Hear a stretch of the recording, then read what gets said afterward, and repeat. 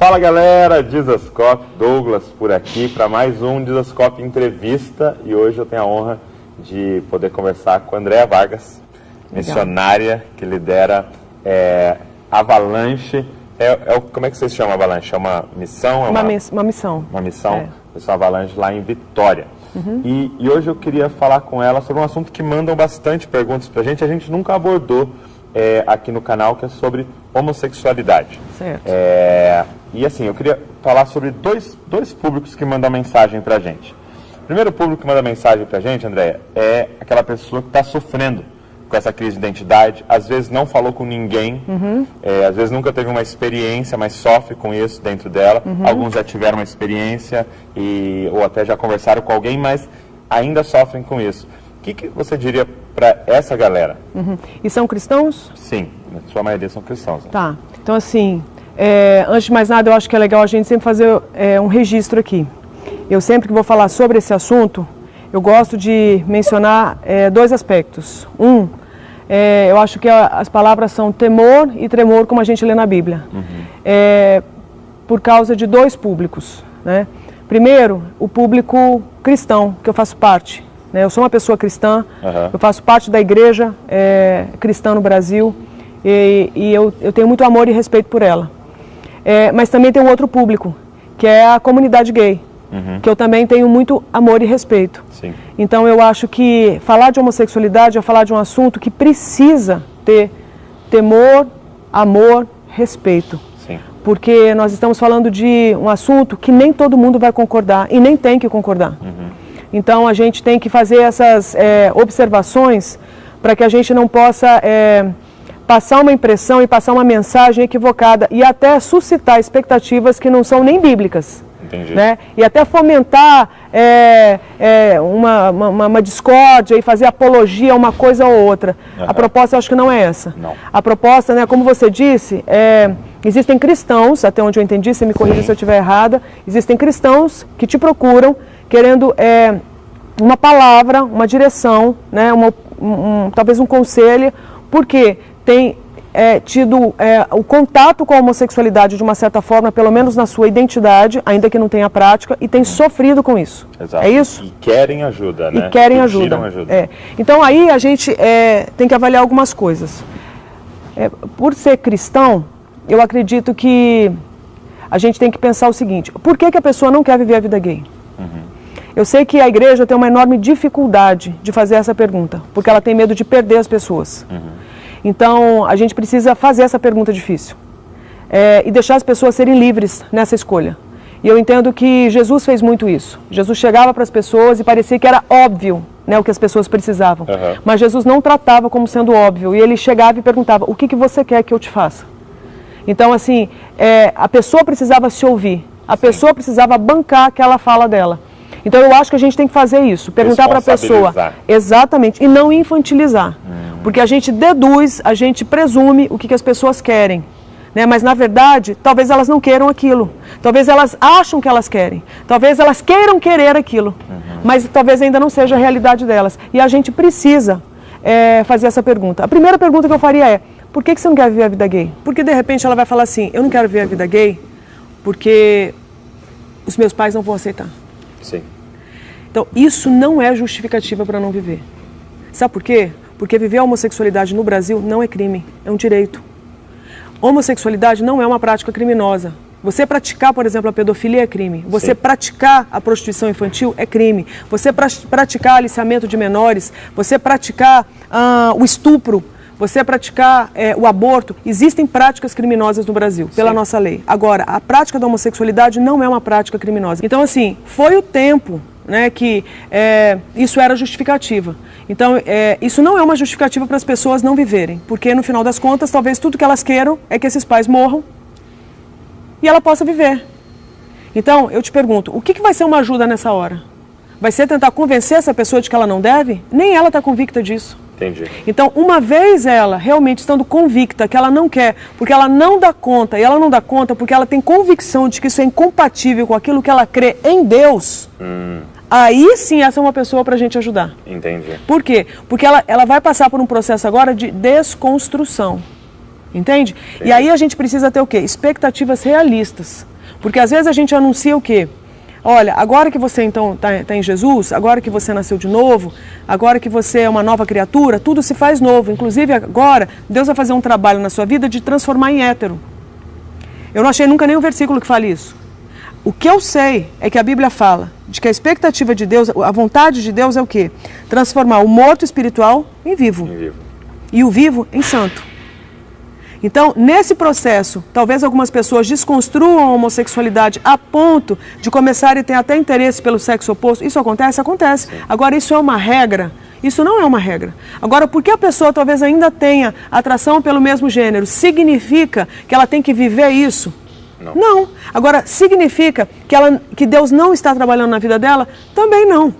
Então, a gente tem que entender que a chegada do Evangelho de Jesus não necessariamente vem para desconstruir as nossas vontades.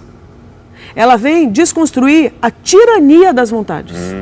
Então as vontades, elas não precisam mais ser tirânicas na nossa vida. Dominados por elas. Aí sim eu vou poder o quê? Escolher. Mesmo porque o hétero que se converte continua tendo desejo ou vontades e sendo tentado por uma mulher que não é a esposa dele. Né? Isso aí. Exatamente.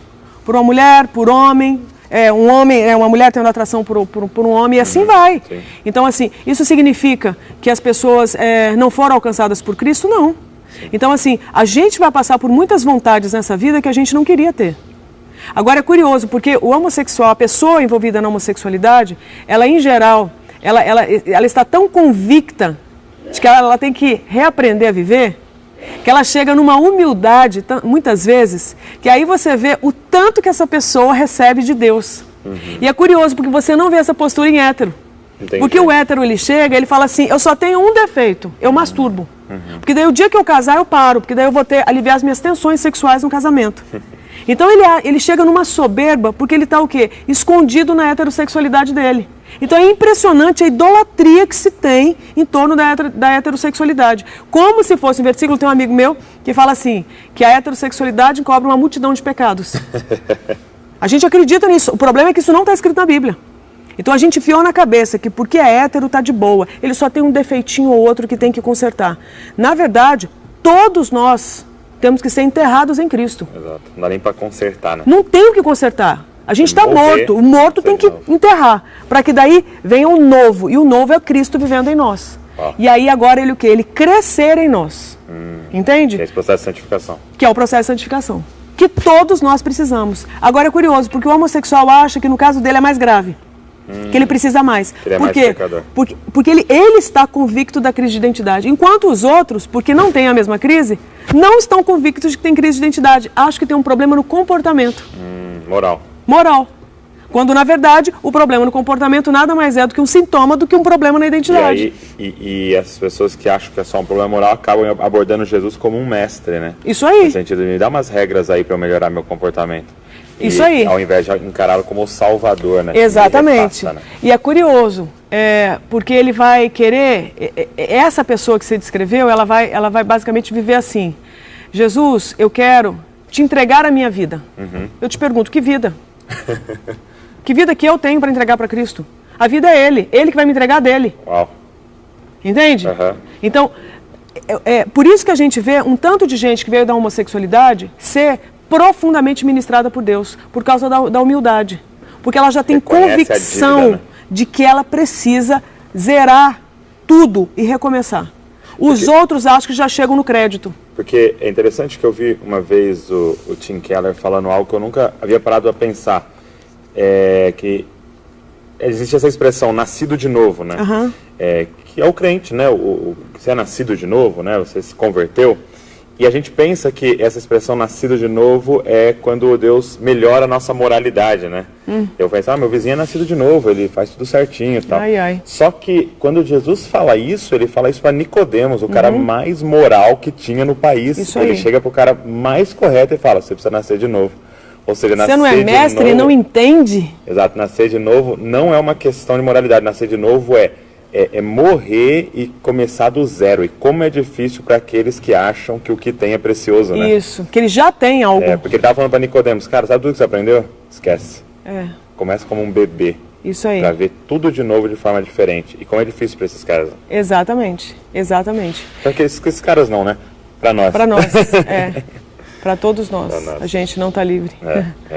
Então, assim, eu acho que as pessoas precisam ouvir isso. Então, uma coisa que eu acho legal é, por exemplo, quem é a pessoa, então, que veio da homossexualidade, que está sentindo todos esses sentimentos, as atrações, muitas vezes é tentado no campo das fantasias.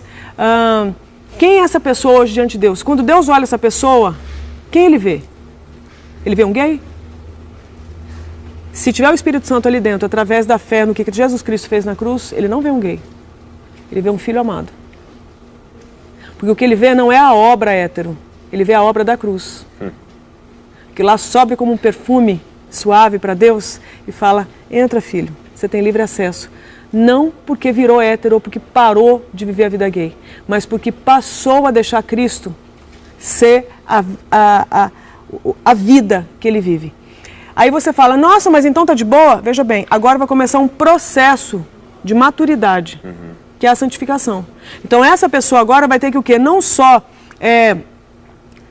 crescer nessa identidade, como também viver isso em todas as suas dimensões.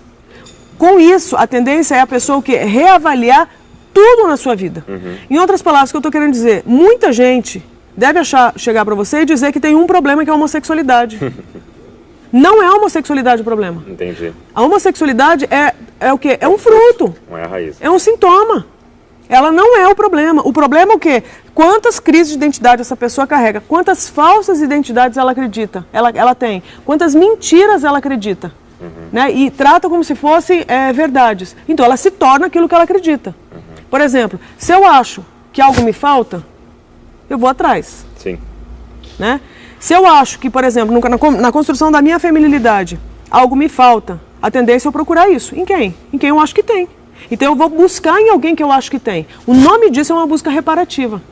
Então eu busco, por exemplo, em outra mulher, ou como eu posso buscar em outro homem. Então, quer dizer, buscar numa mulher é mais pecado do que buscar num homem? Só porque aqui eu buscaria de forma hétero? Não, é pecado do mesmo jeito, porque aqui pode gerar dependência emocional. Sim. E aqui eu vou desenvolver que é a homossexualidade. Então a gente faz muito alarde em torno da homossexualidade, como se os homossexuais fossem a grande ameaça para a igreja. É ruim, hein? Então nós temos assim, pregado, eu acredito, o evangelho, que é triunfalista, mas ao mesmo tempo ele não tem poder. Concorda? Sim. Porque você prega parte daquilo que Deus quer fazer. E aí você colhe parte. E a gente ouve muito assim, nossa, por exemplo, num cara que teve essa vida homossexual, se converteu, a gente ouve muito assim, mas foi muito grande a obra que Deus fez na vida dele. Como se na minha tivesse sido pequena. Exatamente, né? Exatamente. E talvez tenha sido. E talvez tenha sido pequena. Posso só voltar uma questão? Pode. Posso falar? Falei, por exemplo, o que eu acrescentaria. Essa pessoa, o que ela precisa? Ela precisa conversar isso com alguém. Tá. Agora começa a outra situação. Ela vai conversar com quem? Porque vão dizer para ela assim, não, mas você nasceu assim. Não, mas é porque você está carregado de demônios. Não, mas é porque você tem problema hormonal. Não, é porque você tem que levar uma surra bem dada para ver se você vira homem ou mulher de verdade. Então, tudo isso que eu citei são os 4 grandes mitos que ainda pairam no estatuto de fé do povo que se diz crente, que se diz cristão. Acredita que é genético, acredita que é hormonal, acredita que é estritamente uma possessão, acredita que é uma opção sexual. E não é nada disso. Entende? Então tem coisas que antecedem tudo isso, que a gente precisava falar sobre elas. Agora, se eu não dei o espaço para as pessoas serem honestas naquilo que elas vivem, a tendência delas o quê? Quererem resolver sozinhas.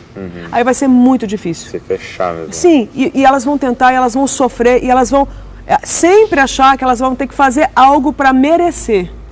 Então elas estão mais, talvez, para hinduístas do que para cristãs. Entende? Então, assim, o desafio que a gente tem, eu acredito, como igreja é com quem que as pessoas vão se abrir? Com quem? Nós vamos fazer o que quando elas se abrirem? E eu acho que também, na segundo tipo de pessoas, nos manda mensagem. Certo. Que é uma galera que não sofre com essa crise de identidade, mas tem amigos, né? Estão na faculdade, irmãos, né? Na própria igreja, faculdade, escola. E eles mandam mensagem nessa ansiedade, tipo, como eu posso ajudar? Ou até mesmo a pergunta, como eu posso evangelizar? Como é que você diria que deveria ser essa abordagem? Ou como ser esse ouvido? Eu acho o seguinte, pelo que eu entendo da Bíblia, A ideia não é, então agora eu vou acionar a técnica de evangelismo para gays. Entendeu? Então eu puxo lá um folder de arco-íris, entendeu? Colorido, cheio de glitter. E aí pronto, aqui tem as técnicas gays de evangelismo. Não existe. O que existe é o quê? Até onde eu sei, a humanidade é dividida em 2 grandes grupos, mortos e vivos. Quem é o morto?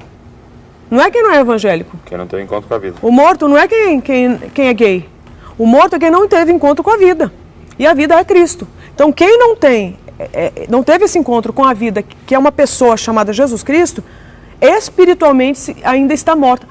Pelo que a Bíblia fala. Nem todo mundo acredita na Bíblia. Sim. Nós que acreditamos vemos assim. E a gente entende que a pessoa tem o direito de não crer e de crer também. O que a gente faz? A gente anuncia. Se a pessoa quiser, se o espírito dela for compatível, né, estiver aberto para aquela mensagem, se abre, recebe a vida, tudo pela fé. Não é pela mudança de orientação, é pela fé. Aí essa pessoa recebe uma nova identidade. Não é porque mudou de orientação, é porque passou a crer. Porque o justo vai viver pela fé, não é pela mudança de orientação. Então, nós vamos ser salvos, fala lá em Romanos, se a gente confessar com a boca e crer com o coração, não é se mudar o comportamento. Agora, a mudança de comportamento acaba sendo uma consequência de quem crê, porque você acaba se tornando aquilo que você acredita. Exato. Isso é lindo demais. Faz viver como filho. Exatamente. Aí tem coisas que são incompatíveis. Sim. Então, assim, se eu sou filha amada de Deus, eu vou para qualquer cama? Eu vou ver qualquer coisa, eu vou acreditar em qualquer coisa, eu vou deixar que me toquem de qualquer jeito, eu vou comer de qualquer jeito, eu vou votar de qualquer jeito, eu vou comprar de qualquer jeito, eu vou produzir lixo de qualquer jeito, eu não vou. Né? Porque eu sou filha amada de Deus, então as coisas vão mudar. Então aí o meu olhar a meu respeito muda, aí o meu olhar a respeito de tudo muda, porque o meu olhar a respeito de Deus mudou, porque eu vi o olhar dele de amor por mim. É lindo isso. Sim. Né? E é uma revolução movida à base de amor. Então, o que eu quero dizer, com relação a essa questão de evangelizar, é anunciar a boa notícia. Tá. Então, esquece que é gay. Esquece que é gay. Esquece que é hétero. Não é isso que a gente está procurando. A gente está procurando o quê? Esquece tudo isso e lembra da cruz. Que aquela mensagem é para o ser humano e ela tem que ser anunciada. E de um jeito que faça sentido para as pessoas. Então, a gente tem que lembrar que é uma boa notícia. A boa notícia é que você está morto, sabia disso? E que há esperança, que existe alguém que quer derramar a vida dele no lugar da sua morte. Isso é uma ótima notícia. Você vai poder ficar livre de você vai poder nascer de novo, zerar essa conta, passar a régua e ter uma nova história. Entende? E que existe um Deus que tem bons pensamentos a seu respeito. E não importa de onde você veio, o que você está vivendo. Vem do jeito que você está, que ele te acolhe, agora te prepara, que ele vai o quê? Dar conta. E ele agora vai te empapuçar de verdade. E tem um problema com a verdade, ela liberta. Então te prepara para ser livre. Uau. E é legal, porque é livre de todo tipo de armário. Não tem som. Tem vários. Tem muito armário sendo divulgado aí. Tem muito. Tem o armário da religião? Tem. Tem o armário da libertinagem também. Só que tem armários maiores que outros, então dá a sensação de que, cara, que paz. Paz? Que paz? Por que os números não mostram essa paz? Por que o olhar das pessoas não mostra essa paz? Que paz é essa? Então, assim, questione isso aí. Respeito. Mas eu acho que as pessoas têm o direito de procurar realmente, para valer, aquilo que elas precisam. Entende? Entendo. Então, eu acho que a gente precisa anunciar essa boa notícia, que foi a boa notícia que alcançou a gente. Sim. Né? Então, eu tenho visto muita coisa linda acontecer, sabe, na vida da galera. E eu tenho amigos que não querem abandonar a vida gay e a gente continua sendo amigo. Sabe? E amo as pessoas, eu sei que eles também me amam. Eu me relaciono com ativistas, alguns ativistas gays, e me respeitam também, inclusive me encorajam, sabe? Porque eu acho que a gente conseguiu se entender. Eu respeito a busca das pessoas do jeito que elas estiverem buscando. E eu também quero que elas respeitem a nossa proposta. Então eu acho legal porque todo mundo pode botar para fora aquilo que acredita. E aí a gente vê como é que a gente pode caminhar junto, se dá para caminhar junto. Agora, nem por isso precisa ter violência. Sim, não. Né? Então a gente também precisa falar sobre a homofobia. A violência que existe em torno da pessoa experimentando ou vivenciando a homossexualidade. Isso é algo criminoso, isso é pecaminoso. né? Não é por ser só homossexual, mas realmente os homossexuais sofrem muitas violências. E a gente precisa ser aquele que anuncia uma nova abordagem, entende? A gente tem que aprender a lidar com as diferenças. Sim. Jesus soube lidar muito bem, né? Sim. E a gente tem que aprender. Se alguém quiser ter um contato com a Avalanche, como é que funciona? Olha, a gente é uma agência de missões urbanas que está lá em Vitória, no Espírito Santo. A gente tem um site que é avalanchemissões.org. A gente está aí nas redes sociais, Facebook, Instagram e tal. Tem WhatsApp. Então, assim, eu queria convidar as pessoas para entrarem no nosso site, para conhecerem o nosso trabalho. E, de repente, vir fazer alguma escola, porque nós temos várias escolas, né? A gente tem escola na área de missões urbanas, de sexualidade, aconselhamento. A gente tem a escola na área de artes e comunicação, fé e história política. A gente tem escola na área de meio ambiente, que é de ecologia humana e autocuidado. O ano que vem a gente deve lançar uma na área de Islã, refugiados e animismo. Uau. Então, tem muitas propostas legais. Que legal. Então, eu acho que a nossa geração precisa de boas ferramentas. Sim. Porque a demanda da sociedade está cada vez mais complexa e a gente precisa trazer, sabe, uma resposta à luz da demanda, sabe, à altura da demanda das pessoas. Um evangelho relevante para o homem de hoje. Isso aí. Então, vou deixar todos os links aqui na descrição para você acessar e ter mais informações. E se inscreve no nosso canal, deixa um comentário sobre esse assunto e outros e as suas experiências. E também curte esse vídeo para o YouTube divulgar mais ainda esse vídeo. Deus abençoe você e não se esqueça, você é uma cópia de Jesus. Obrigado, André. Muito legal. Obrigada, tá? Deus te abençoe. Muito legal.